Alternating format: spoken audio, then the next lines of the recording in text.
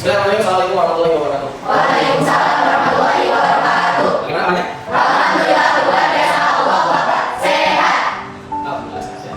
Jadi ini kita lanjutkan lagi untuk membahas materi-materi yang berkelanjutan dari materi yang kemarin.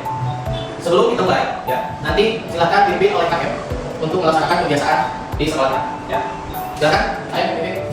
Duduk ya. Siap duduk. Membaca baca doa semua.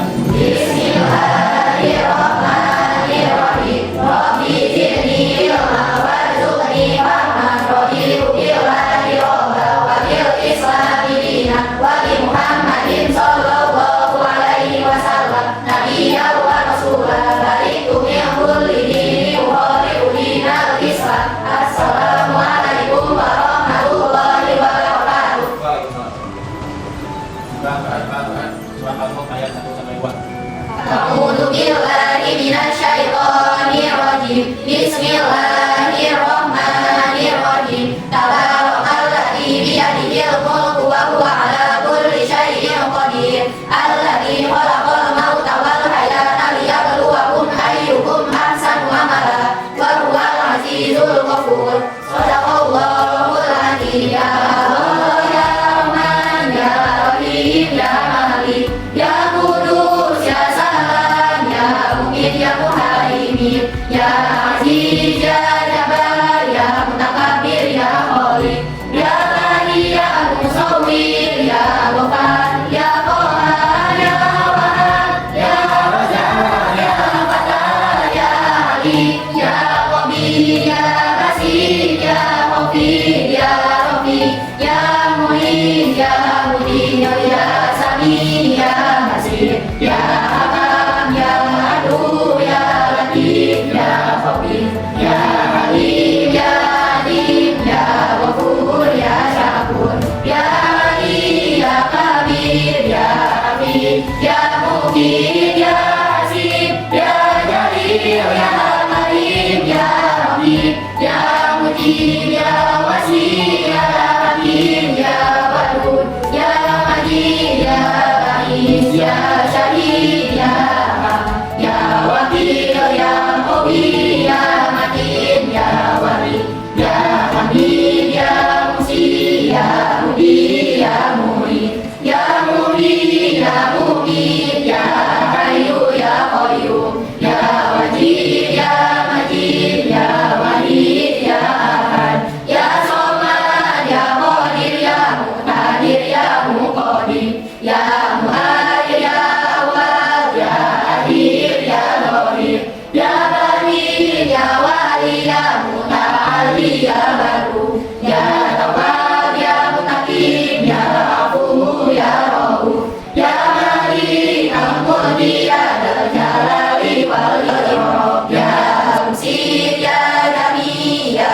Ghani, ya Mughni, ya Mani, ya Adol, ya Nafi, ya Nur, ya Hadi, ya Bani, ya Baqi, ya Waris, ya Rashid, ya Sabur, ya Allah, ya Allah. Allahumma sholli ala sayyidina Muhammad wa ala ali sayyidina Muhammad. Allahumma faqihni fid din wa 'allimni at-ta'wil. Amin. Selanjutnya silakan ya, absen ya. Ya, di aplikasi yang sudah disediakan. Silakan.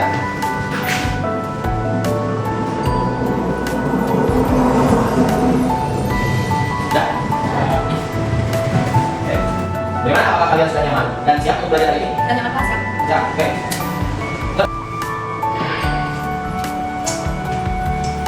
Oke. Coba kalian tahu nggak kemarin kita bahas mengenai apa saja? Ya. Saya Pak, Ya. minggu kemarin kita bahas tentang menghitung harga obat dalam resep sesuai permintaan.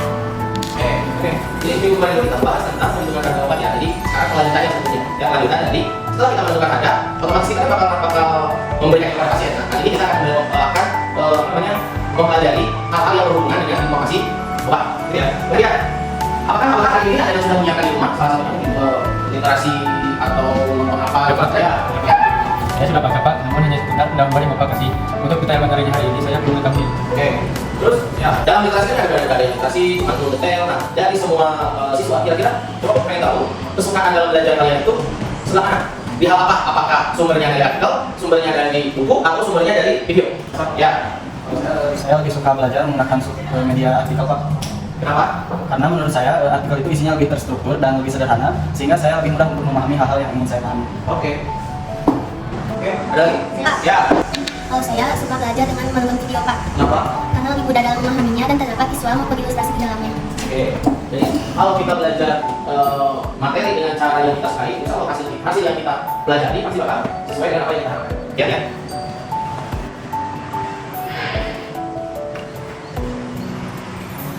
Ini nanti akan kita pelajari.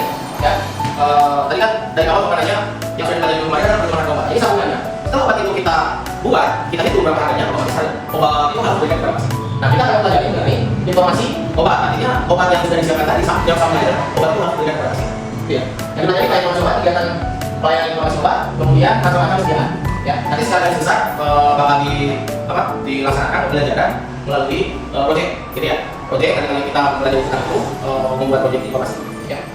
Terus untuk hal-hal macam-macam nanti sudah ada di bahan ada yang sudah diberikan. Kita nanti sebagai bahan referensi bisa melihat di sana. Gitu ya.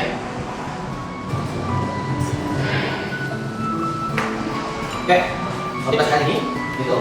Lalu jadi kasih yang terbaik dari diri sendiri, referensi kita sebagai orang. Artinya kita harus menjadi diri sendiri. Apapun hasilnya, kita yang lakukan. Jangan ikuti kita orang, karena setiap orang punya kemampuan, punya motivasi tersendiri.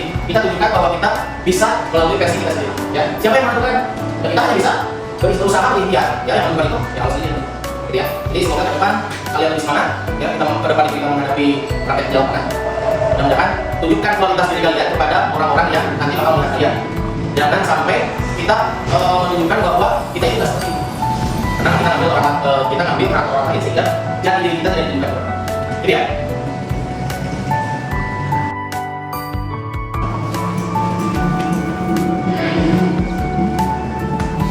Di sini ada sebuah artikel, ya, dan linknya kalian sudah bapak kirimkan kepada aplikasi pembelajaran. Silakan kalian lihat, ya, ke ini. Silakan kalian lihat. Coba kalian lihat artikel kira-kira apa saja. Pelajari, baca, ya. Nanti cari tahu informasi apa yang ada dalam artikel tersebut. Nanti kita akan tentukan usaha apa, terus bagaimana caranya. Silakan kalian pelajari. Ya, 2 menit. Isi artikelnya seperti ini, ya. Ada pasien yang dia berobat, dia sakit mata, cuman sama petugas kesehatan atau pegawai apoteknya dikasih obat tetes telinga, ya, sehingga pasien tersebut nyaris mengalami kebutaan. Kira-kira apa ya pesan yang ada di dalam ini, dalam artikel ini, supaya tidak bisa terulang kita cari tahu bagaimana, apa yang penyebabnya apa, ya.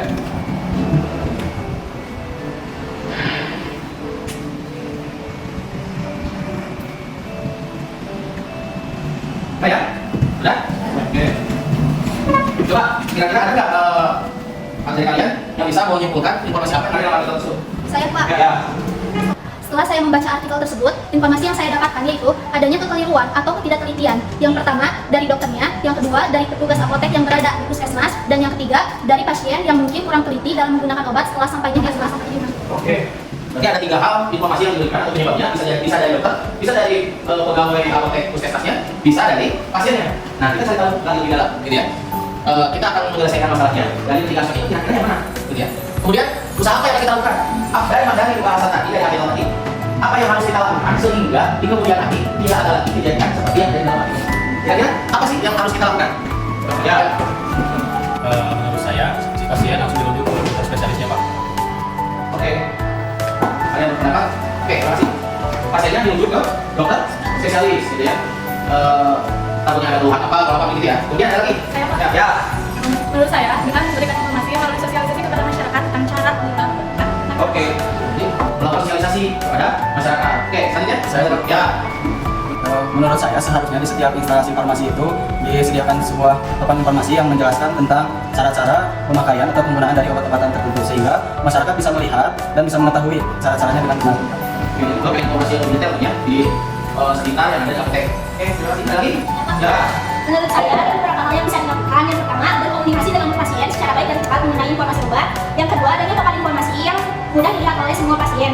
Yang ketiga, adanya informasi yang disajikan dalam bentuk foto yang berada di sekeliling apotek di puskesmas. Dan yang terakhir, membuat brosur yang diberikan kepada pasien yang datang ke puskesmas.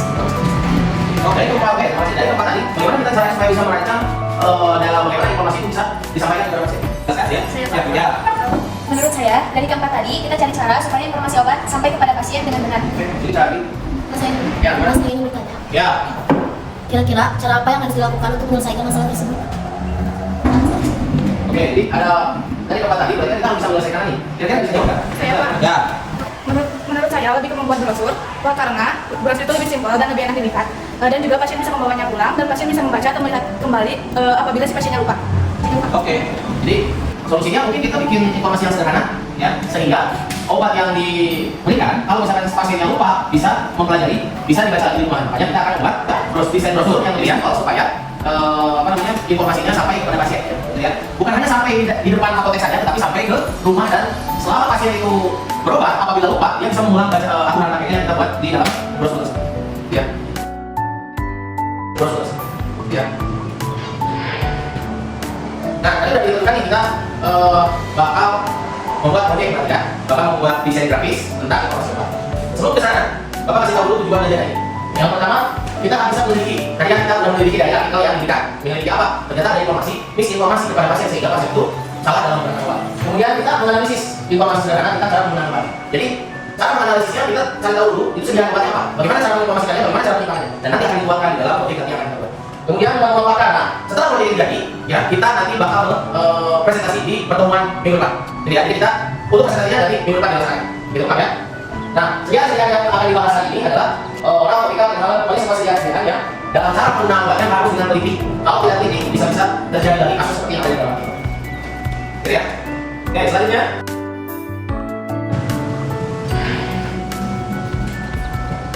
Oke, untuk langkah selanjutnya, di sini ada sebuah video bagaimana cara penggunaan obat, ya. Cuman cara penggunaan itu di sini masih bentuknya general dan terutama di obat-obat yang dia harus ada penanganan khusus. Kalau tidak, berarti kan bisa membahayakan. Ya. Menggunakan obat dengan sebaran yang kita sebut informasi apa saja yang bisa kita peroleh dari keterangan yang tertera pada kemasan atau label obat. Sebelum menggunakan obat, kita harus mengetahui 3 hal, yaitu dosis, frekuensi, serta penggunaan. Dosis adalah kadar obat yang dibutuhkan untuk mencapai efek pengobatan tergantung jenis penyakit, usia, dan berat badan pasien. Cara membandingkan ya, untuk memperhatikan frekuensi minum obat karena akan mengubah yang dalam tubuh memiliki volume tersendiri loh. Hal kebetulan agar kadar obat dalam tubuh kita tetap dalam kondisi yang sesuai untuk pengobatan atau obat. Lain hal nih, dengan pengertian lama pengertian obat, lama pengertian obat adalah waktu yang dibutuhkan untuk mencapai efek pengobatan yang diharapkan. Apabila timbul gejala seperti rasional, butuh ruang atau gejala pada kulit, segera tidak menggunakan obat dan segera periksa ke fasilitator yang memberikan ya. Gejala sama belum tentu obatnya sama loh. Jadi jangan berbagi obatnya. Terima kasih. Kalau tadi kita Jadi ada gambaran bagaimana cara informasi obat yang baik dan benar. Ya. Silahkan kalian coba cek akunnya, nanti sudah ada pembagian kelompok. Ya. Nanti setelah diketahui kalian kelompok yang mana, langsung otomatis kalian pindah sesuai dengan kelompoknya masing-masing. Paham ya?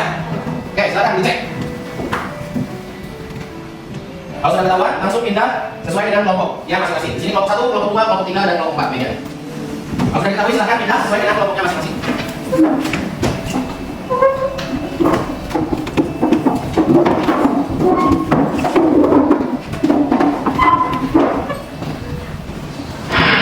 Nah, ini kelompoknya dan sesuai ya. Silakan kalian diskusi ya, dan nyusun rencana pembuatan yang kita tadi akan bahas. Sebelumnya ini lembar kerjanya, lembar KPD-nya. Silakan nanti kalian tuangkan di sini. Silakan menyusun rencana pembuatan proyek. Ada pembagian peran dalam kelompok, rencana hal yang perlu disiapkan. Kemudian menyusun jadwal pembuatan proyek yang menyepakati dan kita harus sepakati berapa lama proyek itu harus selesai. Jadi ya, silakan kalian bisa diskusi.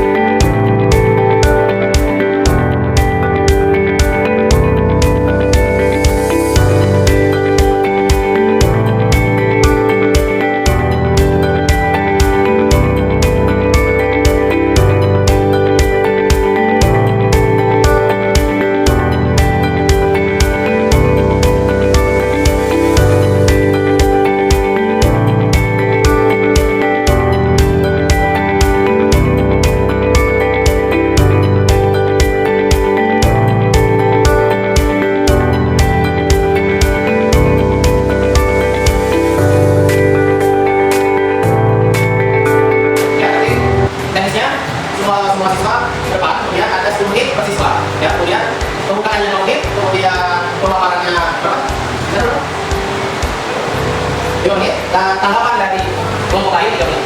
Ya, jadi total 10 menit. Gitu ya. Oke, siap-siap. Tapi sebelum kita masuk ke presentasi, supaya lebih semangat ya, kita aplikasikan ini. Waktunya kita tidak pernah ditemukan lagi. Artinya, setelah kita melaksanakan apapun, turun di mana, gitu kan, satu detik pun kita tidak akan bisa bangun. Makanya manfaatkan waktu sebaik mungkin semoga apa yang kita laksanakan bisa sesuai dengan apa yang kita inginkan. Nah, intinya gunakan waktu sebaik mungkin. Mudah-mudahan tujuan kita bisa tercapai. Ya, oke, bersiap untuk presentasi. Kita mulai teknisnya, kita mulai dari kelompok 4, kemudian kelompok 3, kemudian kelompok 1. Durasinya tidak bisa dibaca. Ya, silakan. Dari kelompok 4 dulu ya. Oke. Silakan.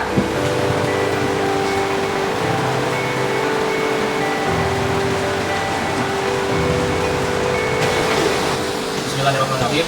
Assalamualaikum warahmatullahi wabarakatuh. Waalaikumsalam warahmatullahi wabarakatuh. Kami dari kelompok 4 akan mempresentasikan tentang inhaler. Ya. Apakah inhaler bisa digunakan pada anak-anak? Terima kasih atas sudah inhaler sekali yang telah memberikan pertanyaannya. Ingin menjawab pertanyaannya yaitu apakah boleh anak-anak menggunakan inhaler? Jawabannya ya boleh, karena anak-anak di usia 6 tahun ke atas ada yang bisa mengerti cara menggunakan inhaler ataupun bisa dibantu oleh orang tuanya untuk menggunakannya. Ya, saya mau bertanya, apakah efek samping dari obat inhaler? Terima kasih kepada saudara semua atas pertanyaannya. Untuk pertanyaannya, apa efek samping dari penggunaan inhaler? Efek samping dari penggunaan inhaler yaitu rambut otot sementara, peningkatan denyut jantung, sakit kepala, reaksi hipersensitif, dan reaksi akut pada anak. Iya, terima kasih. Untuk obat asma kan bentuk sedianya tidak hanya inhaler saja, tapi ada juga yang berbentuk sedian tablet. Nah, di antara sedian inhaler dan sedian tablet, efektivitasannya lebih tinggi mana? Apakah lebih bagus inhaler atau tablet? Terima kasih. Terima kasih saudara Devi atas pertanyaannya, yaitu apa perbedaan inhaler dengan tablet untuk mana untuk penyakit asma? Menurut kami, untuk penyakit asma lebih efektif dengan inhaler karena obat langsung terserap pada saluran pernapasan dan meminimalisir efek steroid pada bagian tubuh lainnya. Terima kasih atas jawabannya. Akan tetapi tadi kalian menyebutkan bahwa jawaban yang disebutkan itu menurut pendapat dari kelompok kalian. Nah, saya ingin mengetahui bagaimana menurut dari sumber-sumber yang lain yang benar-benar versi saya. Terima kasih tanggapannya. Yang barusan kami paparkan bukan hanya dari pendapat kelompok saja, tetapi dari sumber kimia.com pada tanggal 15 Juli 2013 jam 15.33 waktu Indonesia Barat. Oh iya, terima kasih. Terima kasih atas semua pertanyaannya. Semoga apa yang kami jelaskan bermanfaat bagi kita semua. Sekian dari kami. Assalamualaikum warahmatullahi wabarakatuh. Waalaikumsalam.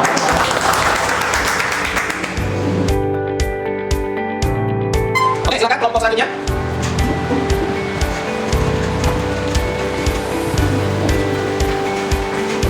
Assalamualaikum warahmatullahi wabarakatuh. Waalaikumsalam warahmatullahi wabarakatuh. Kami di sini akan mempresentasikan mengenai teori telinga yang dimana kami akan mempresentasikan dengan tenaga vital. Yang dimana vital itu mengandung kimol 10 mg, phenol 20 mg, dan carbon 60 mg. Ada juga obat genetiknya yaitu fenolglycerol 10%. Ini untuk gambarnya. Ada komposisi yang terkandung dalam obat vital yang 10 mg mengandung kimol 10 mg, vitamin 20 mg, carbon 60 mg, dan karbon 3 mg. Dan selain itu, obat vital juga atau obat telinga jangan asal menyimpan, harus saja tetapi simpan di tempat yang bersih dan terhindar dari sinar matahari langsung.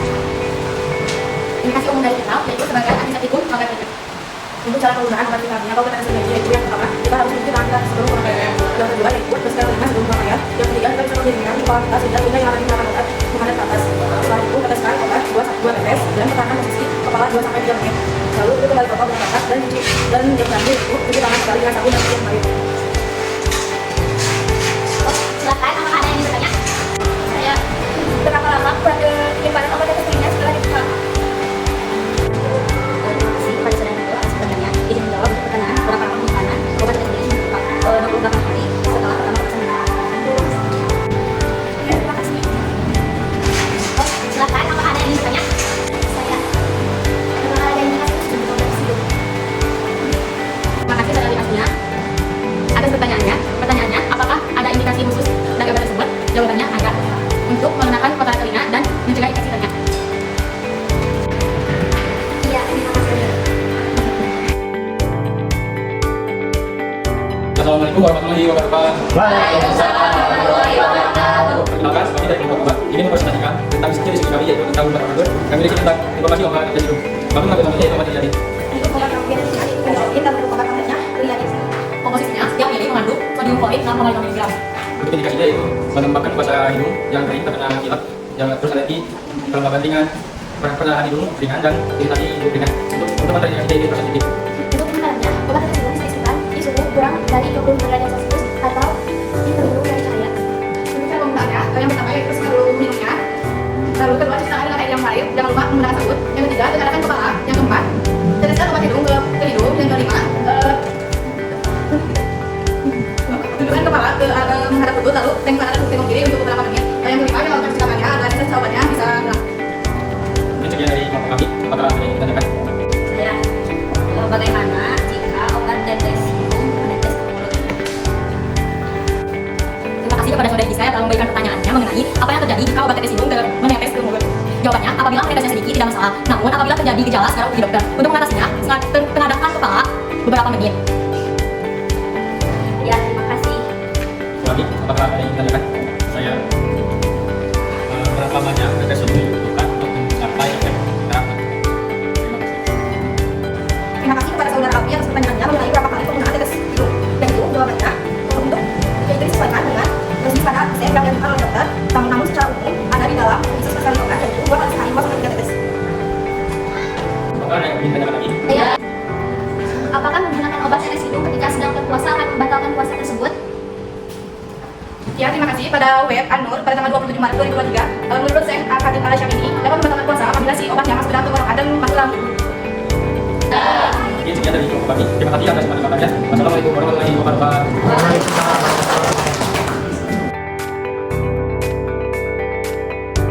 Silakan kelompok berikutnya. Kelompok terakhir ya.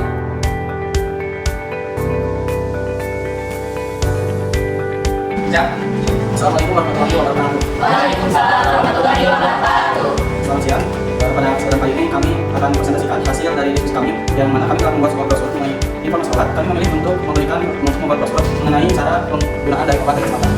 Nah, untuk obat tetes mata yang kami ambil contohnya yaitu yang memiliki nama paten atau nama generik Install dan untuk nama generiknya yaitu tetrahydrozoid hidroklorid. Untuk komposisinya mengandung tetrahydrozolit, HCl 0,05% bobot volume dan benzalkonium alkoholida 0,1% bobot volume. Untuk penanganan dalam suhu hangat tidak kurang dari 20 derajat Celcius. Untuk indikasi panas keperakan dan rasa nyeri di mata yang disebabkan oleh iritasi pada tubuh, asap, angin, dan setelah berkali. Untuk aturan pakai 2 sampai 3 tetes pada setiap mata, 3 sampai 4 kali sehari atau sesuai anjuran dokter. Untuk cara penggunaannya, yang pertama cuci tangan dengan air yang pastinya memakai sabun.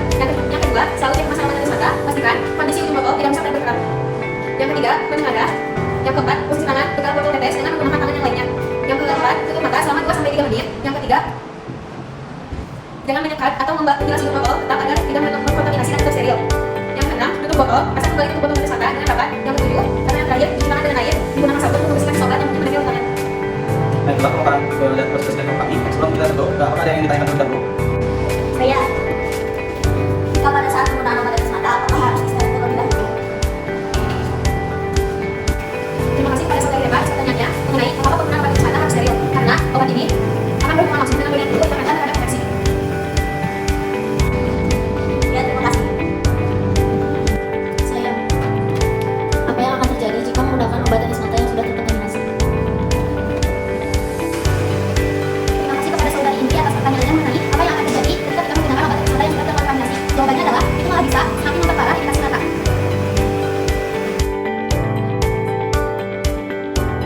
Saya, apa saja efek samping yang akan timbul dari obat tetes mata? Terima kasih kepada saudari Ika atas pertanyaannya mengenai apa saja efek samping yang timbul dari obat tetes mata. Jawabannya kurangnya oksigen dan posisi mata. Ya, terima kasih. Baiklah, terima kasih atas pertanyaan-pertanyaan yang diajukan. Mungkin kami akan mengakhiri presentasi kali ini. Sekian dari kami. Wassalamualaikum warahmatullahi wabarakatuh.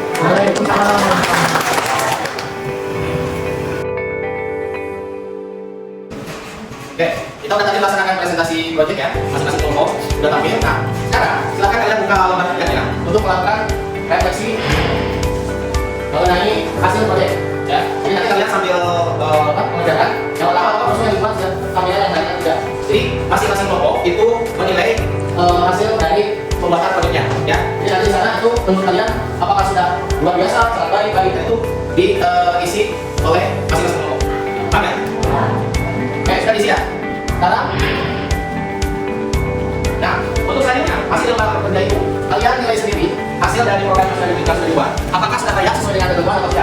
Ya, nanti di sana ada indikatornya yang layak seperti apa. Yang layak kalau misalkan indikator bisa sesuai dengan apa yang masuk yang dibuat oleh kalian, maksudnya. Kalau layak, checklist saja tidak ya. Kalau tidak, isi tidak. Tidak. Oke. Coba kita mau review dulu hasil dari kerjaan kalian. Ya. Kira-kira di dalam pekerjaan kita mungkin ada kesulitan, ada kemudahan. Kira-kira mungkin dari setiap kelompok ada hal atau tantangan yang dihadapi.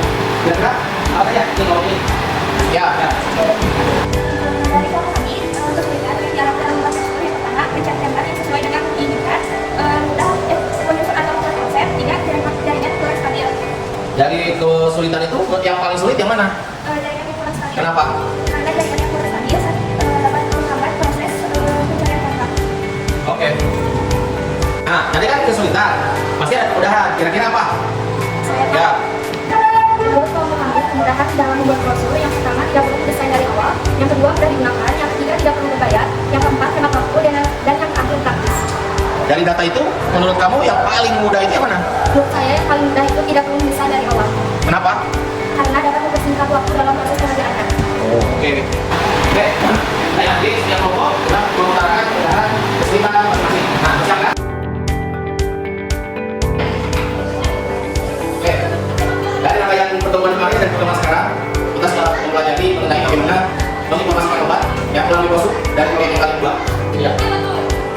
Dilihat dari presentasinya, dilihat dari pemaparannya, ya lumayan lah, ya lumayan sesuai dengan apa yang kita harapkan di bulan belajar. Ya, tetap semangat karena di depan masih banyak tantangan yang akan kita hadapi. Ya. Selanjutnya, coba dari hasil belajar dua pertemuan tentang informasi obat, kira-kira apa yang menjadi kesimpulannya? Jadi kesimpulannya adalah apoteker pedagang informasi dan asisten informasi harus mampu memberikan pelayanan informasi obat melalui peratasan terutama tentang pembelian. Jadi pelayanan yang baik adalah pelayanan yang apabila dalam proses pemberian obat, pemberian informasi itu sangat jelas dari mulai dari namanya, kemudian komposisinya, cara penyimpanannya dan cara bagaimana menggunakan obat. Yang kedua, proses pemberian informasi sederhana pada pasien diikuti. Tadi komposisi nama sediaan kayak gitu, ya. Tuh, dan diharapkan ke depan kalian bisa lebih detail lagi, bisa lebih jelas lagi. Kenapa? Karena di dalam artikel yang umum kemarin itu banyak kasus-kasus yang terjadi. Itu diakibatkan apa? Karena kelalaian dari pegawai apotek rumah sakit khususnya di bidang pelayanan dokter pasien ya. Selanjutnya, silakan kalian siapkan handphonenya untuk proses pelaksanaan proses terakhir. Ya, silakan buka aplikasinya, langsung diklik linknya supaya bisa langsung masuk semua. Silakan waktunya 5 menit.